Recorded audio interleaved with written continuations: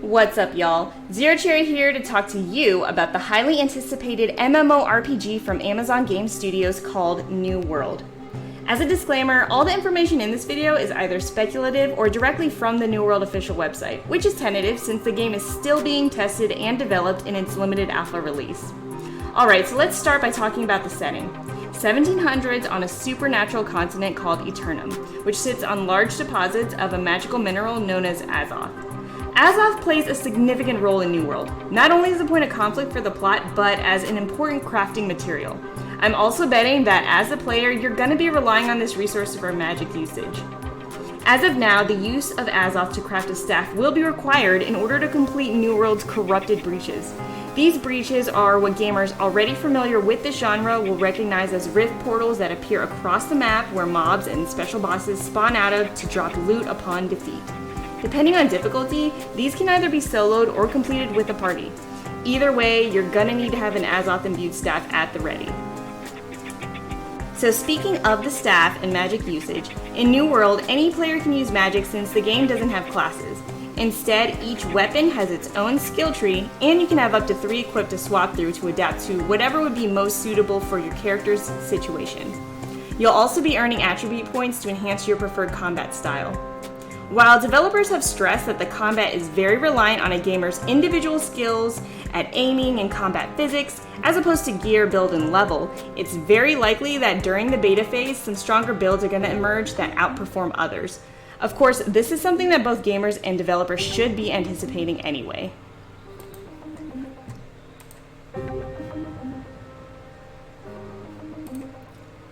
As the player, once you get to level 20, you're gonna have to choose from one of 3 human factions to join.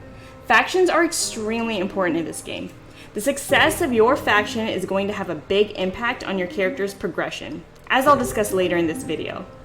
Okay, so you can choose between the Marauders, the Syndicate, and the Covenant. The Marauders are a military force whose focus is mainly to promote freedom and capitalism.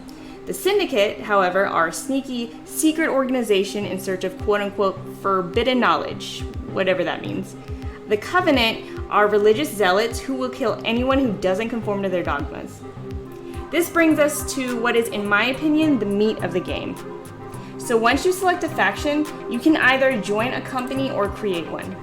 If you create one, you're eligible to become the governor of a settlement. If you're the creator of a company and your company gains control of a territory, either by purchasing an unclaimed one or winning a war against an opposing faction for that territory, you can then become the governor of that territory's settlement, and this is a huge responsibility.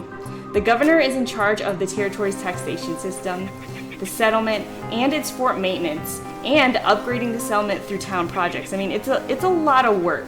And you want your settlement to expand. You want your faction to gain as many territories as possible because, as I mentioned before, your faction's success will largely impact your character's progression. So let's back up a bit. What is a settlement exactly? Well, it's both a safe zone and a respawn point for players in-game. You craft there, you can gather with other players socially, life skill, take quests from your faction, and you can buy a house there.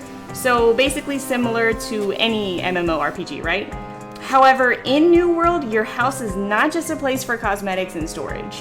And the settlement is not just a town with vendors. When you purchase a home in New World, you create a fast travel. You also gain the opportunity to make what are called trophies. So these trophies are buffs that you display in your home for easy access. In addition, when your settlement is upgraded, your crafting, your buffs, and your loot get upgraded too. So yeah, actively participating in town projects, gaining faction influence in other territories through faction missions, and protecting your settlement's fort, whether it's from the PvE invasions from the corruption or the PvP wars declared on by opposing factions, your main focus in this game should probably be to work well with your governor to aid in your settlement's growth. So for those with strong relationships and existing guilds for other games, you're probably going to want to convince your guild to come over to New World and create a settlement. You guys will definitely have an advantage if you work well already with doing raids and whatnot. So every 3 or 4 days, your settlement can anticipate invasions from the corruption.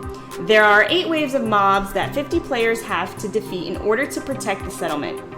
So the difference between New World and other MMOs is that whatever the mobs destroyed during the battle becomes an actual loss in the game. Meaning if your settlement gets destroyed, you're gonna have to rebuild and when the battle's all over, and you're gonna lose those upgrades and those buffs. Players can sign up to participate in one of 50 slots. The governor chooses the first 10 and the other 40 are selected at random. You then get 50 battle tokens to spend in the armory in preparation for the fight. And any that are left over you can use in battle for things like healing and repairs, so spend them wisely.